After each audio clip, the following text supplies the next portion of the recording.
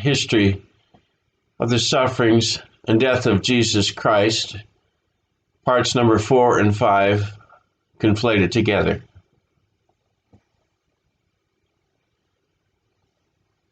Then the band of soldiers and their captain and the officers of the Jews arrested Jesus and bound him. And they led him away to Annas first, for he was the father-in-law of Caiaphas, who was high priest that year. Now Caiaphas was he who gave counsel to the Jews that it was expedient that one man should die for the people. And they led him away to Caiaphas, the high priest. And with him were assembled all the chief priests, the elders, and the scribes. And Simon Peter followed Jesus, and so did another disciple. And that disciple was known to the high priest, and went with Jesus into the courtyard of the high priest. But Peter stood at the door outside. Then that other disciple who was known to the high priest went out and spoke to her who kept the door, and brought Peter in. And the servants and officers who had made a fire of coals stood there, for it was cold, and they warmed themselves. And Peter stood with them and warmed himself, so that he could see at the end. And then the servant girl who kept the door, seeing Peter in the light as he warmed himself, looked intently at him and said, "And you were also with Jesus of Galilee. You're not also one of this man's disciples, are you?" And he denied before all and said, "Woman, I am not. I do not know him. I do not know what you're saying." And the high priest then asked Jesus about his disciples and his doctrine. And Jesus answered him, "I spoke openly to the world. I always taught in the synagogues and in the temple, where the Jews always meet, and in secret I have said nothing. Why do you ask me? Ask those who hear me what I've said to them. Indeed, they know what I said." And when he had said these things, one of the officers who stood by struck Jesus with the palm of his hand, saying, "Do you answer the high priest like that?" And Jesus answered him, "If I have spoken evil, bear witness of the evil. But if well, why do you strike me?" Then Annas sent him bound to Caiaphas, the high priest. And Simon Peter stood and warmed himself. And a little while after the first denial, when he had gone out to the entrance, the rooster crowed, and another girl saw him, and again began to say to those who were there, "This fellow was also with Jesus of Nazareth." Then they said to him, "Aren't you one of his disciples?" And another said, "You are also one of them." And he denied again and swore to it and said, "Man, I am not, and I do not know the man." And after about the space of an hour, another confidently affirmed, saying, "Surely you are also one of them, for you are a Galilean, and your speech betrays you." And one of the servants of the high priest, a relative of him whose ear Peter cut off, said, "Did I not see you in the garden with him?" Then Peter began to curse and swear, "I do not know the man of whom you speak." And immediately, while he was yet speaking, the rooster crowed a second time. And the Lord turned and looked at Peter. And Peter remembered Jesus saying how he had said to him, "Before the rooster crows twice, you will deny me 3 times." And he went out and wept bitterly. Now the chief priests, the elders, and all the council sought false testimony against Jesus for to put him to death, but found none, even though many false witnesses came forward, but their testimony did not agree. But at last 2 false witnesses came forward and gave false testimony against him and said, "We heard him say, I can and will destroy the temple of God that is made with hands, and within 3 days I will build another made without hands. And yet not even then did their testimony agree.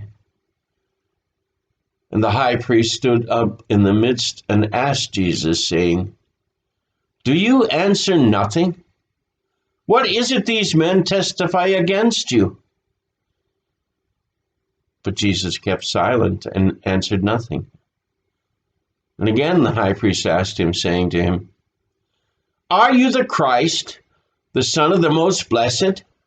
I adjure you by the living God that you tell us if you are the Christ, the Son of God. And Jesus said to him, It is as you said, I am. Hereafter you will see the Son of Man sitting on the right hand of power and coming on the clouds of heaven. And then the high priest tore his garments, saying, He hath spoken blasphemy. What further need do we need of witnesses? Look now, you have heard his blasphemy. What do you think? And they all condemned him, saying, He is guilty of death. And the men who held Jesus mocked him and spat in his face and beat him. Others blindfolded him and struck him in the face, saying, Prophesy to us, Christ. Who is it that struck you? And many other such things they blasphemously spoke against him. And when the morning was come, all the chief priests and elders of the people came together and took counsel concerning Jesus for to put him to death. And they led him into their council, saying, If you are the Christ, tell us. And he said unto them, If I tell you, you will not believe me. And if I also ask you, you will by no means answer me or let me go. And hereafter the Son of Man will sit on the right hand of the power of God. Then they all said, Are you then the Son of God? And he said unto them, You rightly say that I am. And they said, What further testimony do we need? For we ourselves have heard it from his very own mouth. And then the whole multitude of them arose and bound Jesus, and led him from Caiaphas to the praetorium. And it was early. And then Judas, who had betrayed him, when he saw that he was condemned to death, felt remorse, and brought back the 30 pieces of silver to the chief priests and elders, saying, I have sinned, and that I have betrayed innocent blood. And they said, What's that to us? See to that yourself. And he threw down the pieces of silver in the temple, and he departed and went and hanged himself. And he burst open in the middle, and all his entrails gushed out. And the chief priests took the silver pieces, saying, It's not lawful to put them into the treasury, because they are the price of blood. And they took counsel and bought with them the potter's field to bury strangers in. And it became known to all those dwelling in Jerusalem, so that to this day that field is called in their own language Akeldama, that is, the field of blood. Then was fulfilled what was spoken by Jeremy the prophet, saying, And they took the 30 pieces of silver, the value of him who was priced, whom they of the children of Israel priced, and gave them for the potter's field, as the Lord directed me. But the Jews did not go into the praetorium, lest they should be defiled, but that they might eat the Passover. Pilate then went out to them and said, What accusation do you bring against this man? And they answered and said unto him, If he were not an evildoer, we would not have delivered him up to you. Then Pilate said unto them, You take him and judge him according to your law. Therefore the Jews said unto him, It is not lawful for us to put anyone to death. that the saying of Jesus might be fulfilled, which he spake, signifying by what death he would die. And the chief priests and the elders began to accuse him vehemently, saying, "We found this fellow perverting the nation and forbidding to pay taxes to Caesar, saying that he himself is Christ, a king." Then Pilate entered the praetorium again, called Jesus, and asked him, saying, "Are you the king of the Jews?" And Jesus stood before him and answered, "Are you speaking for yourself, or did others tell you this about me?" And Pilate answered, "Am I a Jew? Your own nation and the chief priests have delivered you to me. What have you done?" Jesus answered, "My kingdom is not of this world. If my kingdom were of this world, then my servants would fight so that I should not be delivered to the Jews. But now my kingdom is not from here." Pilate therefore said unto him, "Are you a king then?" Jesus answered, "You say rightly that I am a king. For this cause I was born, and for this cause came I into the world, that I should bear witness to the truth. And everyone who is of the truth hears my voice." Pilate said unto him, "What is truth?" And when he had said this, he went out again to the Jews and said to them, "I find no fault in him at all." And the chief priests and elders accused him of many things, but he answered nothing. And Pilate asked him again, saying, "Do you answer nothing? See how many things they testify against you. Do you not hear?" But Jesus still answered nothing, so that Pilate marveled. But they were the more fierce, saying, "He stirs up the people, teaching throughout all Judea, beginning from Galilee to this place." And when Pilate heard of Galilee, he asked if the man were a Galilean. And as soon as he knew that he belonged to Herod's jurisdiction, he sent him to Herod, who himself also was in Jerusalem at that time. And when Herod saw Jesus, he was exceeding glad, for he had desired for a long time to see him, because he had heard many things about him, and he had hoped to see some miracle done by him. And he questioned him with many words, but he answered him nothing. And the chief priests and the scribes stood and vehemently accused him. And Herod, with his men of war, treated him with contempt and mocked him, and arrayed him in a gorgeous robe, and sent him back unto Pilate. And that same day Pilate and Herod became mutual friends, but before they had been at enmity between themselves. And Pilate, when he had called together the chief priests, the rulers, and the people, said to them, "You have brought this man to me as one who misleads the people. And indeed, I, having examined him in your presence, I have found no fault in this man concerning those things of which you accuse him. No, nor did Herod, for I sent you back to him, and indeed nothing worthy of death has been done by him. I will therefore chastise him and release him." Now at the feast the governor was accustomed to releasing to the multitude one prisoner whom they wished. And there was at that time a notorious prisoner named Barabbas, who had been thrown into prison with his fellow insurrectionists, who had committed murder in the insurrection made in the city. And the multitude, crying aloud, began to ask him to do just as he had always done for them. And when they gathered together, Pilate answered, "You have a custom that I should release someone to you at the Passover. Whom do you want me to release to you, Barabbas or Jesus, the King of the Jews, who is called Christ?" For he knew that the chief priests had delivered him because of envy. And while he was sitting on the judgment seat, his wife said unto him, saying, "Have nothing to do with that just man, for I have suffered many things today in a dream because of him." But the chief priests and the elders stirred up the people and persuaded them that they should ask for Barabbas and destroy Jesus. The governor answered and said unto them, Which of the two do you want me to release to you? And the whole crowd cried out, saying, Away with this man, and release to us Barabbas.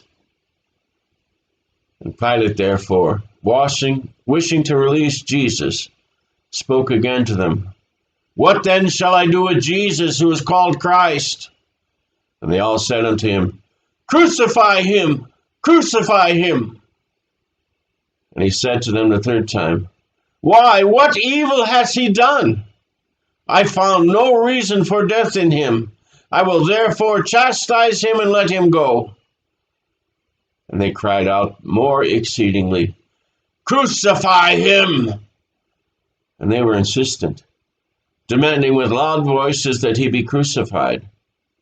And the voices of these men and of the chief priests prevailed. And Pilate took Jesus and scourged him. And the soldiers of the governor took Jesus into the praetorium and gathered the whole band of soldiers around him.